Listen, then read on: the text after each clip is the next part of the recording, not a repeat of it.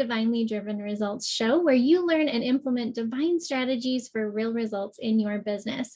I'm your host, Elise Smith, Christian business strategist, and I get to empower Christian women entrepreneurs all over the world to be able to step into their power as a daughter of God to fulfill the purpose God has called them to fulfill through their business. So you get to reach those sales goals that you've always wanted to achieve. Now, I want to ask you guys, there might be a part of you that's thinking in your mind, like, what in the world can I do to attract my divine client? And if you've ever had this thought, we're going to talk to you today about something that could be holding you back from attracting that divine client and what you can do about it. In fact, my incredible guest today, her name is Lorrel Elian. Sorry if I said that wrong here, Laurel. And she is our client attraction queen. Guys, have you heard that? Client attraction queen. So you're going to want to get out your pens and papers and take amazing notes here today, because she is going to give you the golden nuggets that are keeping you from getting and attracting that divine client that you're looking for and what you can do about it. So Laurel, tell us a little bit more about who you are and what you do. Well, thank you, first of all, Elise, for sharing me with your audience, for trusting me at that level. And so I'm coming in from Saskatchewan, Canada, and I've been an online business coach since 2015, but I've been an entrepreneur for over 30 years. I often say I should look a lot older. So I love being in business. I love to serve, and that's always been in my heart. And I love when I can share what it is that I do or the product that I have with someone and they receive it. And so what I'm doing today comes actually from my own struggles in figuring out the business world. I'm kind of artsy fartsy in a lot of the ways that I am in my life. And so I love to bring that creativity into my world. And I often say that what I do in my business, I do in my life. And to me, integrity and alignment is priority. Even before I understood what those words really meant to me, my journey in being a business coach today comes from being in integrity and alignment. So thanks so much for having me on. Of course. And you can see that in everything that you do. I mean, I've known you for a short period of time, but I've been blown away by that integrity and the alignment and your knowledge and experience that you're able to share with the world. So I'm so happy to have you here today. So when, I asked about what kind of topic you wanted to speak on, and this one came up, I love to get an insider's peek here. What was it that made you want to talk about this topic today?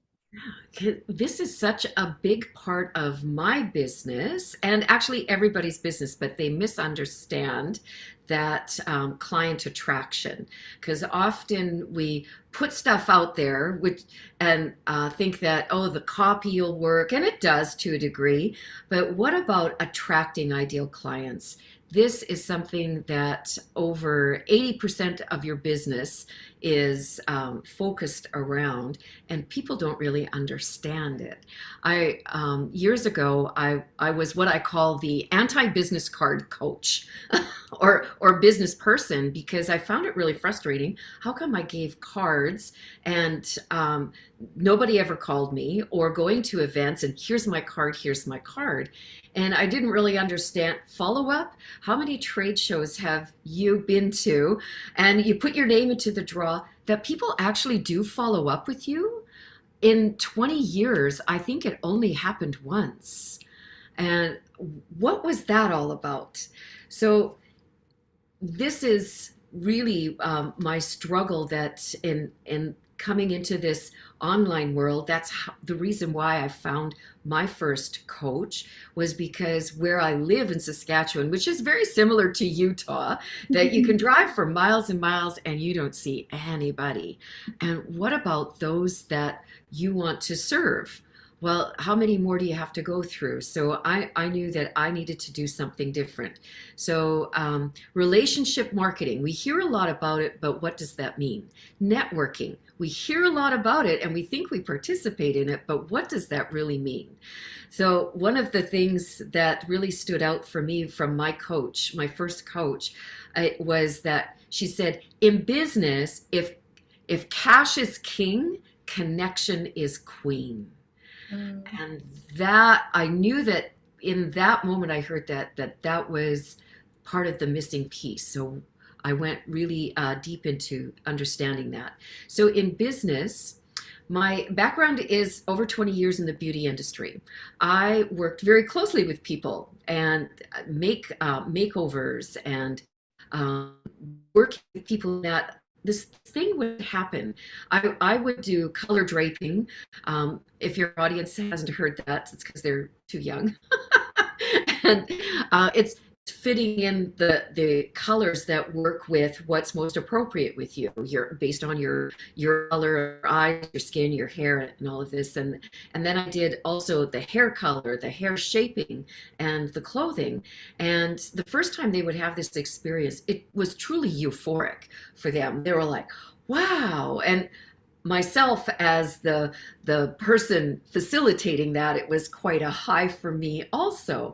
And then the second time they'd come, it was like it was flat, and I would wonder what I had done wrong.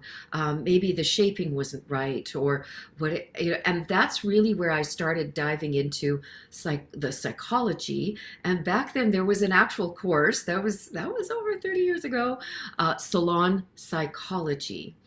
And so what I started to understand, that it wasn't that external part of them that they were unhappy with. I started noticing that they were looking into their eyes when the overall picture was, it wasn't the outside, it was the inside. So fast forward today, it was leaving the beauty industry and going into a real estate career at the time of a boom, because I really did want to make a lot of money so I could travel more and discover more of the world.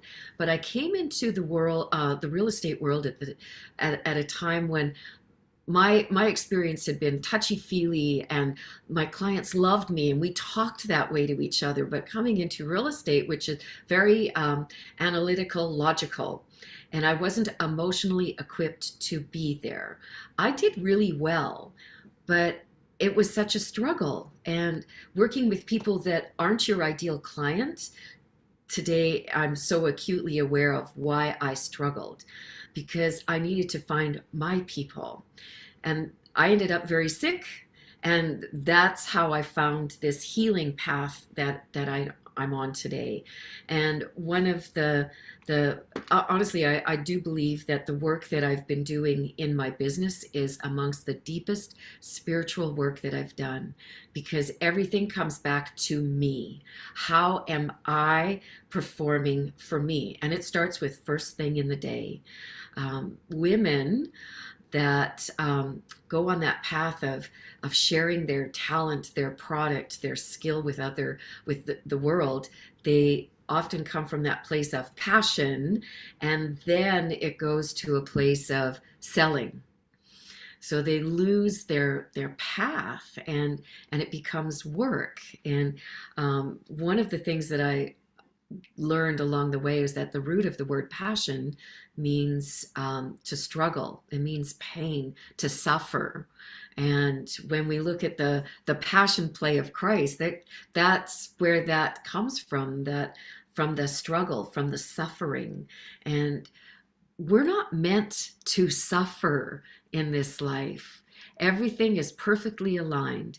Your body, your mind, your emotions, and what happens when we're not working with our ideal clients. We go on a very deep dive into, we either meet that challenge or we don't. And when we don't, it means that we often end up frustrated, self-sabotage, dis-ease, dysfunction in our body and our life. And so when we're in alignment, the struggle is real, and we're meant to learn from that. So I struggled in great discomfort in my body, my relationships, my business for some time. And that's why I'm so passionate about it. When you identify who your ideal client is, um, it it raises you on a human level. It raises you on a spiritual level because you're providing service.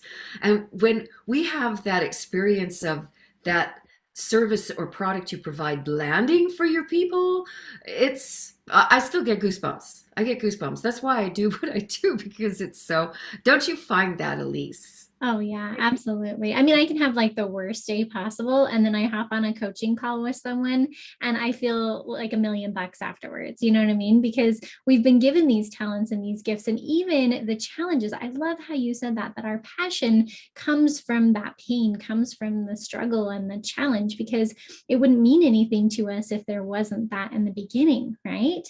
And so, that we can use that to be able to serve our divine client. So, let's kind of like bottom line it for him. What is the truth about why people are not identifying and not attracting their divine client? Because it's probably the most boring part to learn in the beginning. And it's so foundational. Back when we had phone books, honestly, that's the spaghetti method. It's everybody with a body, and that's what my teachers used to say to me. And it's not true at all, because um, one of the ways that I teach some of the work that I do is in a live-in retreat. So if you get the wrong client and for 10 or 12 days, you're in a retreat with them, that it's really uncomfortable. That's one of the places where I learned. So discovering who it is that you want to work with. Who is it that you want to serve in your business? Because anybody with a body is selling. And you're selling when people don't ask you questions, people don't lean in. People will say, oh, that sounds like a really good sales pitch. That's what used to happen for me.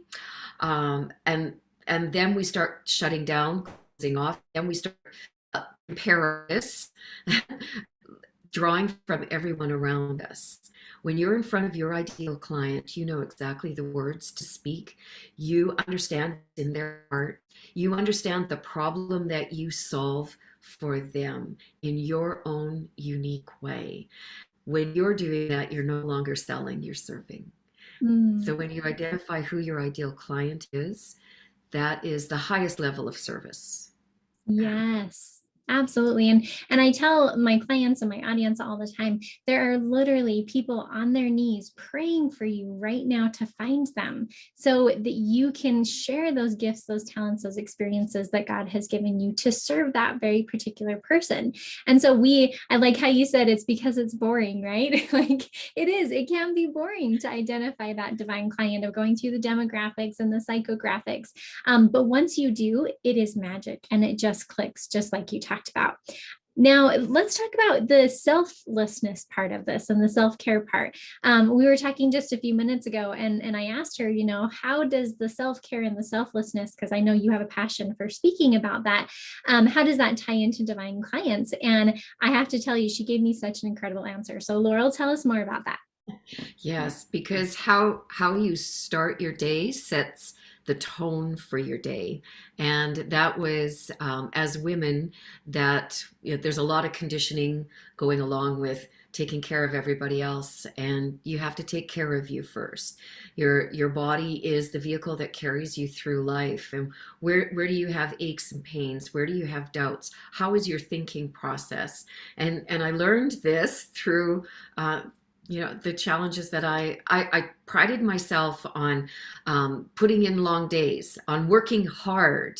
That word, even when you say it, say it to yourself right now and see how that feels with that emphasis, that emotion in your body. How does that feel?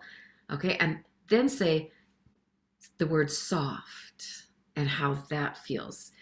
The words that you speak create a lot of conditioning in your everyday life. So going to bed earlier. I prided myself on being a night owl. I deprived myself of sleep for most of my life. And when I dived into the work around that, I realized that that was a lot of suffering I was creating from conditioning that I heard around, you got to work hard, get up early, and so on, and how it affects my brain function today. I've had a couple of concussions from working hard, slipping on ice, going to visit clients, and so on. And to me, I really do believe that that was the divine messages coming through, is like, pay attention. Are you just running around without being aware of your movements? Are you serving everybody else, but you're not even aware of each step that you take? So for me, it is about body movement, hydration. Those brain injuries impacted my ability to remember. And when I was in the busiest in real estate, it was priding myself on keeping all of the information in my head. I got this, I got this. Multitasking, they're proving that through science that that is not healthy. We are not meant to work that way. It's through momentary parts of our day, yes, but because of technology, we stay there. So taking care of your body first.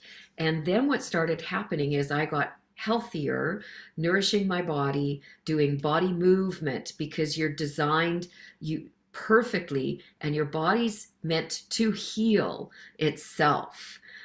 But using it is the path to that, using it in the appropriate way, using your mind, doing your devoting your awareness to your sacred aspects of yourself is so important, because without that, you lose the vision and are serving everybody else needlessly and unconsciously. So when I started doing that, people started coming to me. I would be at trade shows and credit card in hand, literally. I don't know what it is that you teach, but here's my credit card, and I don't even know how much it is. If there's not enough on this card, I've got more. And that was, boom. I understood in that moment. And so I strive for that. I consider myself kind of a biohacker. And in our house, it's important too for my partner, my husband, my partner in life to be on path with that too. So how we eat, what happens at the dinner table, because we've got a lot of challenges with that drive-through mentality in life. That's how are you serving your body? How are you serving your life?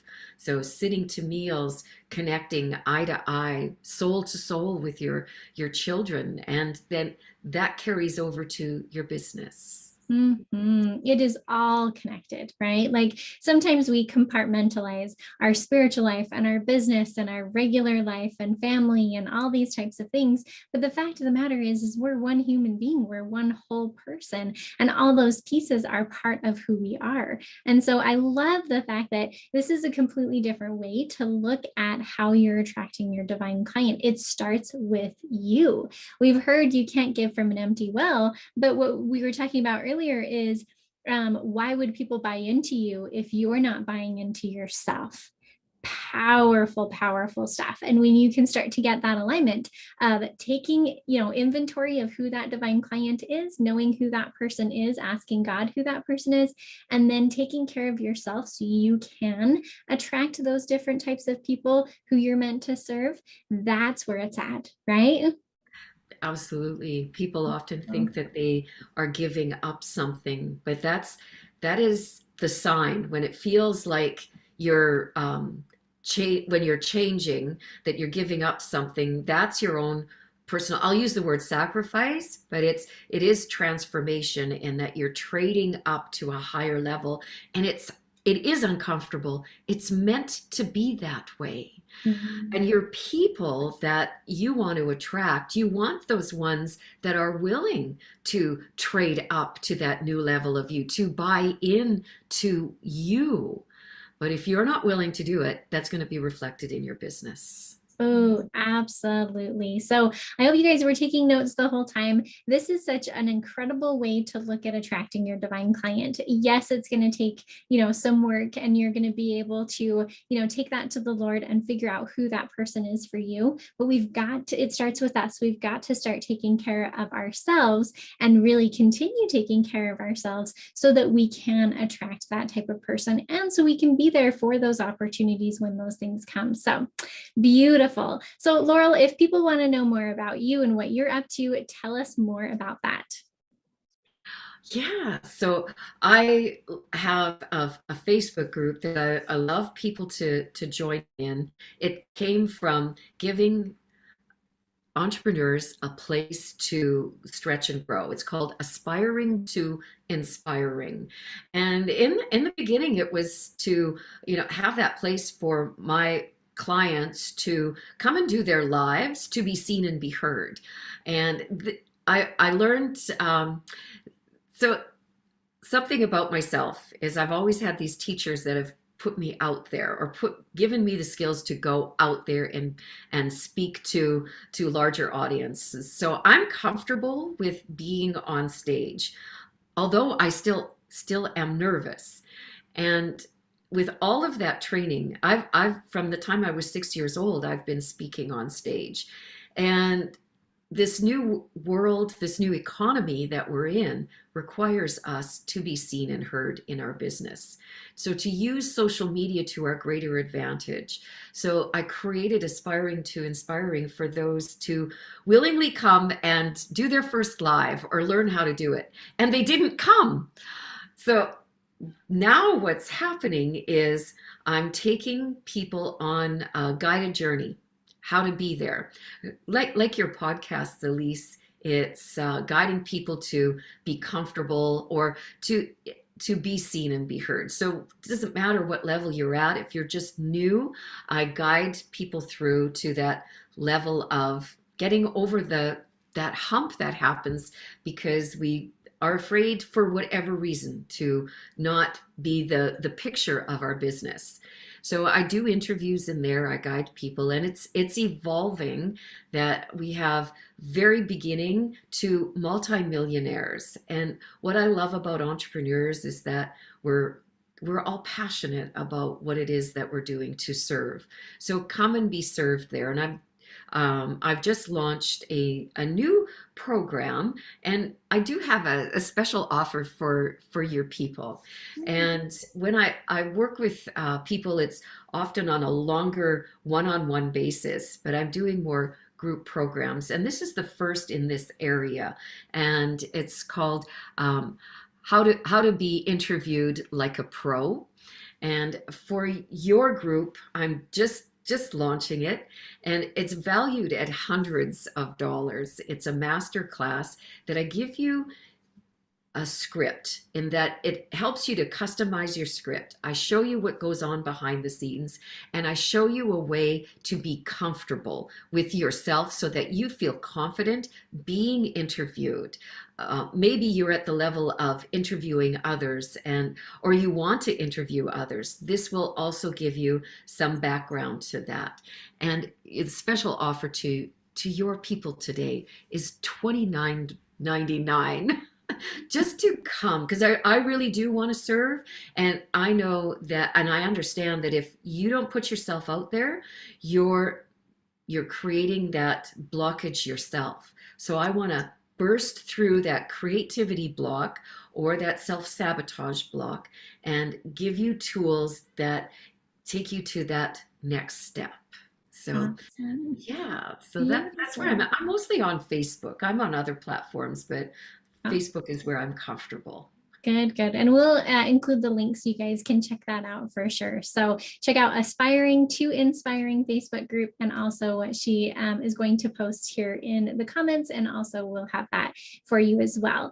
So Laurel, thank you so much. And if you guys want to continue to learn amazing tips and tricks and strategies to build your business in the Lord's way as opposed to the world's way, come check out our Faithful Ladypreneurs Facebook group. It's called Faithful Ladypreneurs, and we'd love to have you you come join our incredible community of other Christian women entrepreneurs who are looking to grow their business in the Lord's way.